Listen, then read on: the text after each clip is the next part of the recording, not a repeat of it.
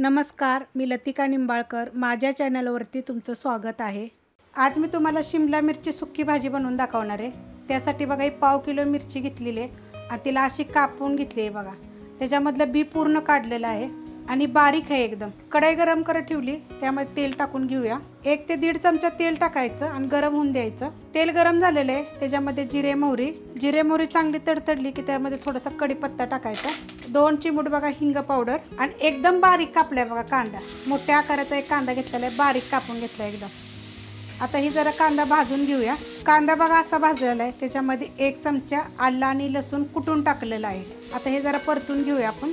लसूण आणि आलं टाकलं परतून घेतलेलं आहे. आता ह्याच्यामध्ये एक मोठ्या आकाराचं टमाटर बघा बारीक कापून घेतलेलं आहे.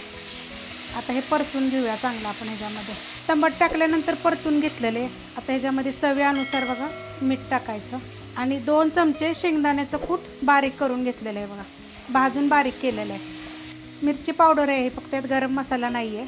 ह्याची पण रेसिपी टाकलेली आहे. 1.5 चमचा तुमच्या तिखटाप्रमाणे टाका. अर्धा चमचा गरम मसाला पावडर, थोडीशी हळद. आता हे सगळं आपण परतून घेऊया चांगलं. अशा पद्धतीत बघा भाजून घ्यायचं. आता ह्याच्यामध्ये बघा ही शिमला मिरची मी स्वच्छ धुवून घेतलेली आहे 2 ते 3 पाण्याने. परतून घेऊया थोडंसं. परतून घेतलेलं आहे. आता ह्याच्यामध्ये थोडंसं पाण्याचा शितोडा मारायचा बघा. एकदम बारीक गॅस केलेला आहे आणि एक 5 ते 7 मिनिट आपण झाकून ठेवूया. एकदम बारीक गॅसवर ठेवलं होतं बघा, 10 मिनटं झाली असतील. एकदा पण मी हलवलं नाहीये बघा, किती मस्त असं शिजलेलं आहे का. आणि एकदम सुक्की झालेली आहे बघा. अशा पद्धतीत भाजी करायची, एकदम छान लागते. थोडा पाण्याचा शितोडा मारायचा, मस्त अशी होती बघा. जर तुम्हाला ही रेसिपी आवडली तर लाईक करा, सबस्क्राईब करा, कमेंट करा आणि शेअर बी करा.